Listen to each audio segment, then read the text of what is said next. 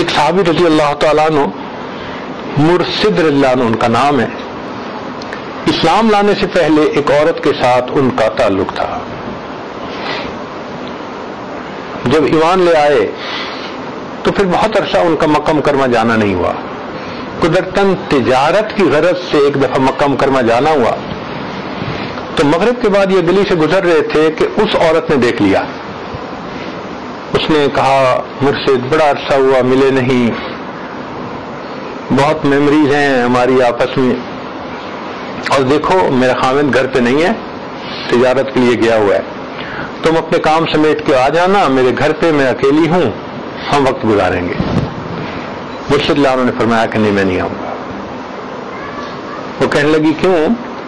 تم تو مکہ کی گلیوں میں پھرتے تھے، مجھے مناتے تھے کہ کچھ وقت دے دو، آج میں تمہیں انوائٹ کر رہی ہوں.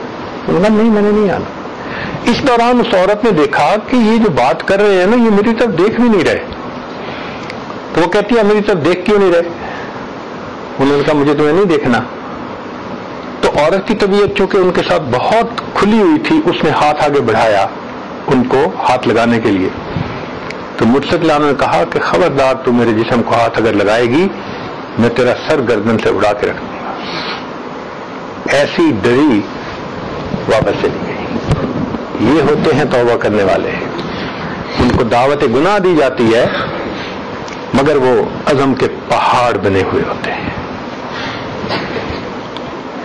ایک یہ بھی سوال ہوتا ہے کہ جی میں توبہ تو کر چکا ہوں، پرانی یادیں عذاب ہیں، ہر وقت وہی خیال رہتا ہے.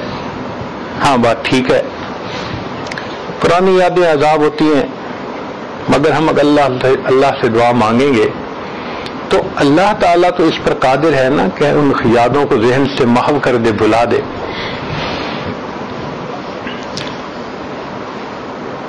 دو رکعت نفل پڑھیں اور اللہ سے دعا مانگیں کہ اے اللہ میں گناہوں کو چھوڑ چکا، مجھے ان گناہوں کی بری یادوں سے بھی آپ بچا لیجیے.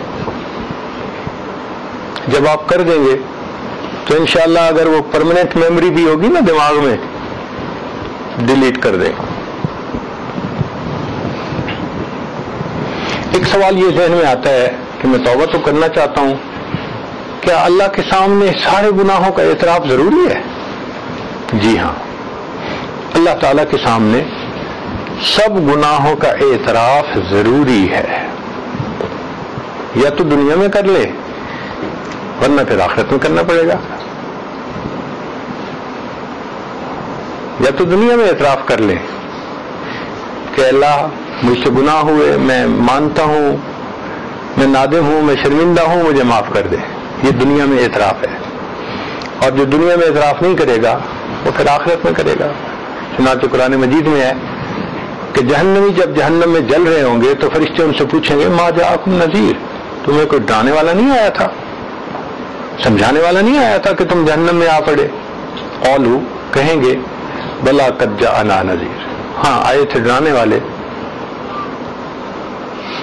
لیکن ہم نے ان کی بات کو نہ سنا. لو کننا نسمع، اے کاش اگر ہمارے اندر سننے کی استطاعت ہوتی، او نعقل، یا ہمارے پاس عقل کی رتی ہوتی، ما کننا فی اصحاب السعیر، ہم جہنمی نہ بنتے. اللہ فرماتے ہیں فاعترفوا بذنبہم فسحقا لاصحاب السعیر. دیکھا جہنم میں اعتراف کیا نہ جا کے. تو اعتراف تو کرنا ہی ہے. بہتر یہ ہے کہ دنیا میں کر کے معاف کروا لیں، نہیں کریں گے تو آخرت میں تو اعتراف کرنا ہی پڑے گا، مگر اس آخرت کے اعتراف کا کوئی فائدہ نہیں ہوگا.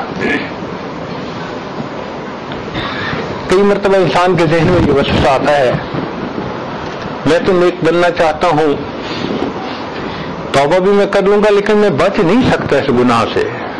حضرت گناہ کرتا ہوں، پھر ہفتہ توبہ پہ پکا رہتا ہوں، پھر گناہ کر جاتا ہوں. بھائی ہم گناہ نہیں چھوڑ سکتے، اللہ تعالیٰ تو گناہ چھڑوا سکتے ہیں نا. تو اللہ کی ذات پہ نظر رکھیں اور اللہ سے دعا مانگیں کہ اللہ رب العزت گناہوں سے ہمیں محفوظ فرما لے. اور کئی مرتبہ توبہ میں جو ایک رکاوٹ ہوتی ہے وہ یہ یہ اللہ تعالیٰ رحیم بھی تو ہے نا جی، کسی کو تو بخشنا ہے. یہ بھی عجیب ہتھ کنڈا ہے شیطان کا. بھئی کسی کو تو معاف کرنا ہے، اگر سب کو معاف کر دیا تمہیں نہ کیا تو پھر کیا بنا؟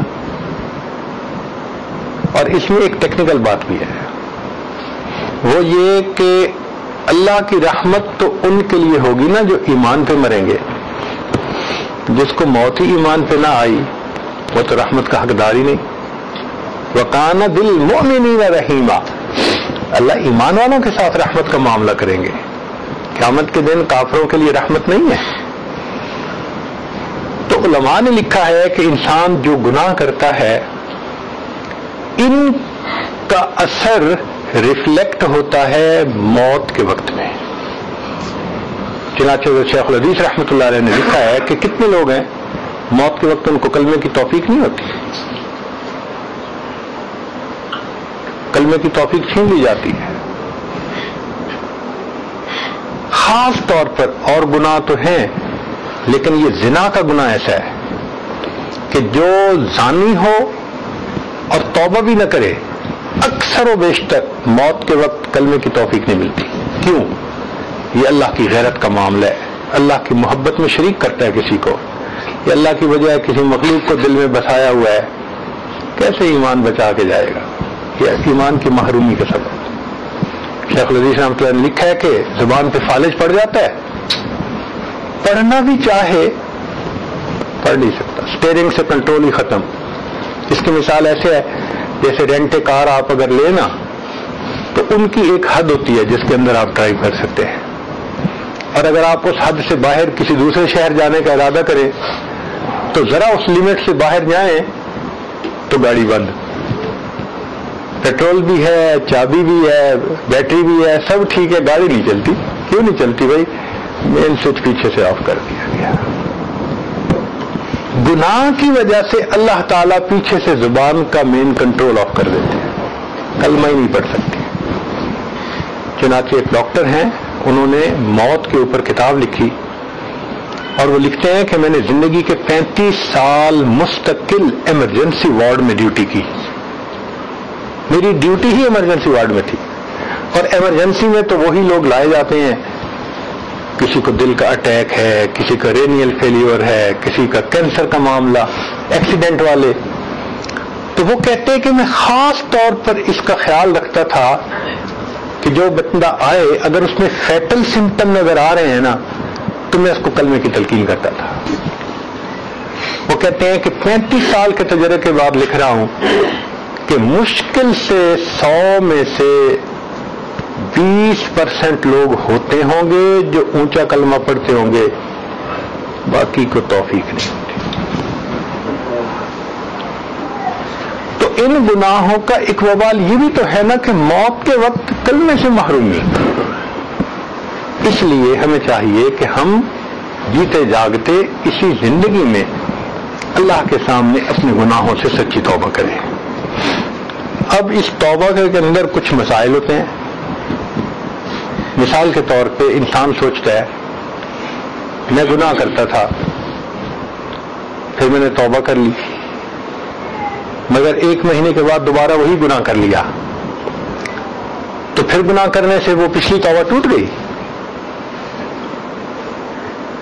جواب، پچھلی توبہ نہیں ٹوٹی، وہ گناہ معاف ہو چکے. دیکھیں آپ کے سیل فون کے اندر اگر میسیجز ہیں 100، آپ ڈیلیٹ کر دیں، پھر کچھ عرصے کے بعد پھر میسیج کوئی آ جائے تو اب اس میسیج کو ڈیلیٹ کرنے سے یا اس کے آنے سے پچھلے 100 واپس تھوڑا آ جاتے ہیں، وہ تو ڈیلیٹ ہو چکے، ختم.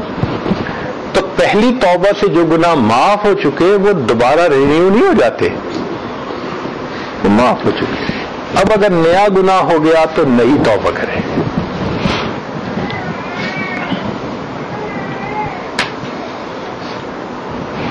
اگر ایک انسان نے نمازیں قضا کی، روزے قضا کیے تو کیا کرے؟ ادا کرے. ہم نے بعض لوگوں کو دیکھا ہے کہ انہوں نے 20 سال کی نمازوں کو پورا کیا. کیسے؟ روزانہ 5 قضا نمازیں پڑھنے کا معمول بنا لیں. 5 فرض نماز پڑھیں اور ہر فرض نماز کے ساتھ ایک قضا نماز بھی پڑھ لیں. یا اگر ہر نماز کے ساتھ پڑھنا مشکل ہے تو آپ تہجد کے وقت، عشاء کے بعد ایک ہی وقت میں 5 قضا نمازیں پڑھ لیں. اس میں صرف فرض پڑھنے ہوتے ہیں یا وتر پڑھنے ہوتے ہیں. فجر کے 2، ظہر کے 4، عصر کی 4، مغرب کی 3 اور عشاء کے 4 فرض اور 3 وتر، تو 17 رکعتیں بنتی ہیں. اگر آپ نے 17 رکعتیں ایک ہی وقت میں پڑھ لی تو آپ کی ایک دن کی 5 نمازیں قضا ادا ہو گئی. اس کا ایک فائدہ ہے، یوں سمجھیں کہ آپ نے فرض کرو کسی بندے کو 1 لاکھ پیمنٹ کرنی ہے، قرضہ لیا ہوا ہے، تو اس کو بہت غصہ ہوتا ہے. اب آپ کہہ دیں کہ یار مجھ سے واقعی غلطی ہوئی، میں نہیں دے سکا، لیکن میں آپ کو نا ہر مہینے 10,000 جو ہے نا پیمنٹ کر دوں گا، انسٹالمنٹ میں کر دوں گا. وہ کہتا ہے اچھا ٹھیک ہے کوئی بات نہیں. اب انسٹالمنٹ اگر ملتی جائے گی نا تو وہ مطمئن رہتا ہے. تو آپ بھی یوں سمجھیں کہ زندگی کے 20 سال کی نمازیں قضا تھیں، اب ہم نے 5 نمازوں کی انسٹالمنٹ بنا دی. اللہ تعالیٰ رحمت کا معاملہ فرماتے ہیں، اور اگر اس دوران موت آ جائے تو رحمت سے امید کرتے ہیں کہ اللہ معاف فرما دیں گے. ایک آدمی سوچتا ہے میں غیبت کا کیا کروں. بھائی غیبت حقوق العباد میں سے ہے، حقوق اللہ میں سے بھی ہے، تو پہلے تو اللہ سے معافی مانگے، اس کا حکم توڑا، اور دوسرا یہ کہ جس کی غیبت کی اس سے بھی معافی مانگے. اس سے معافی مانگنے بغیر کام نہیں بنے گا. ہاں یہ ہے کہ اس کو ڈیٹیل بتانے کی ضرورت نہیں ہے. اگر کہیں گے نا جی میں نے آپ کے بارے میں یہ باتیں کی تھیں تو الٹا دشمنی بن جائے گی. موٹی بات کر دے بھئی آپ کے حقوق میں مجھ سے کوئی کوتاہی ہوئی تو آپ مجھے معاف کر دیں. ہمارے بزرگ تھے، ان کی بڑی خوبصورت عادت تھی، وہ چھوٹے بڑے جس کو ملتے تھے نا تو الوداع ہوتے کہتے تھے بھئی آپ کے تو میرے اوپر بڑے حقوق ہیں، میں کمزور ہوں، پورا نہیں کر سکا، آپ مجھے معاف کر دینا. شریعت کہتی ہے اگر اس نے کہا معاف کر دیا تو بھی معاف، اگر اس نے کہا کوئی حرج نہیں تو بھی معاف، اگر اس کو سن کے وہ مسکرا پڑا شریعت کہتی ہے پھر بھی معاف. تو دنیا میں معافی مانگنی کتنی آسان ہے بھائی. ایک آدمی کہتا ہے کہ جی میں نے تو چوری کی. بھائی جو چوری کی تو اس پیسے کو لوٹانا ضروری ہے، مگر بتانا ضروری نہیں کہ میں نے چوری کی تھی. آپ اس کو کسی بھی ذریعے سے، کسی اور انداز سے، جیسے ہدیہ دیتا ہے یا کوئی اور طریقہ، اس کو لوٹا دے، اس کو وہ پیسے پہنچ جانے چاہیے. اگر کوئی بندہ کہتا ہے جی میں نے تو قتل کیا، تو بھائی قتل کے 3 حقوق ہوتے ہیں. سب سے پہلے اللہ سے معافی مانگے کہ اس کے حکم کو توڑا. دوسرا ہوتا ہے ورثاء کا، تو قصاص دے یا دیت دے. اگر ارادے سے قتل کیا تھا تو قصاص ہوتا ہے، اور اگر قتل خطا ہے تو دیت ہوتی ہے. تو وہ رشتہ داروں کو دے تاکہ وہ بھی معاف کر دیں. اور تیسری بات کہ جس بندے کو قتل کیا اس کے لیے مغفرت کی دعائیں کرے، اس کا بھی حق ہے. اگر 3 کام کر لے گا تو اللہ تعالیٰ قیامت کے دن اس گناہ کو بھی معاف فرما دیں گے.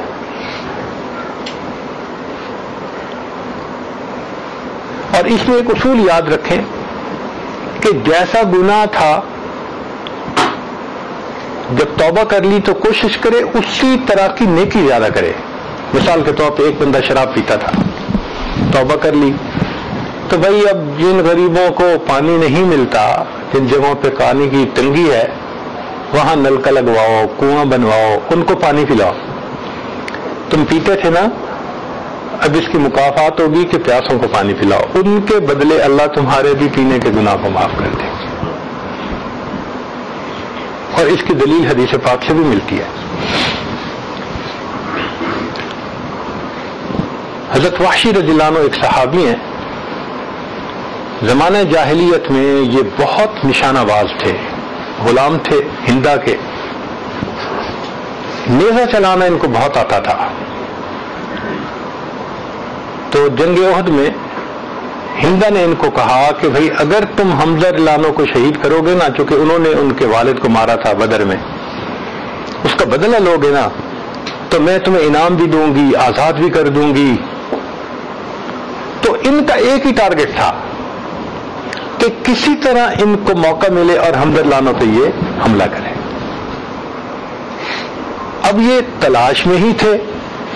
اللہ کی شان کہ حمزہ لانو نظر آئے، اس نے ایسا نیزہ مارا جو ان کے پیٹ میں لگا اور ان کی شہادت ہو گئی۔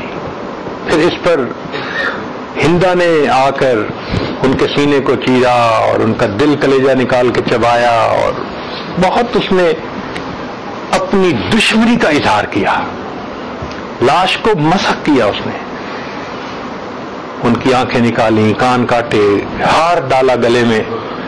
اور ہندا یہ نہیں سمجھ رہی تھی کہ میں ان چیزوں کا ہار نہیں ڈال رہی، میں اپنی زندگی کی بازی ہار رہی ہوں۔ چنانچہ شہید کا خون تھا۔ فتح مکہ کے وقت ہندا آئی، مسلمان ہو گئی، معافی مانگی۔ وحشی رضی اللہ عنہ جو تھے، ان کو بھی تھا کہ کہیں مجھے قتل نہ کر دیا جائے اس کے بدلے میں، تو یہ بھی پیٹھ کی نبی علیہ السلام تشریف فرما تھے، یہ پیچھے کی طرف سے آئے اور پہلے کلمہ پڑھا اور کلمہ پڑھ کے سامنے آ گئے۔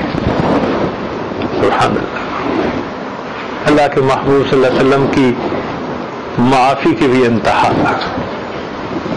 محبوب صلی اللہ علیہ وسلم نے دیکھا میرے چچا کا قاتل، جو کہ حمزہ لانو سے نبی السلام کا کئی طرح کا تعلق تھا، وہ چچا بھی تھے، وہ دوست بھی تھے، اکٹھا کھیلتے بچپن کی عمر میں، ایسے تعلق تھا ایک دوسرے کے ساتھ، بہت گہرا دوست۔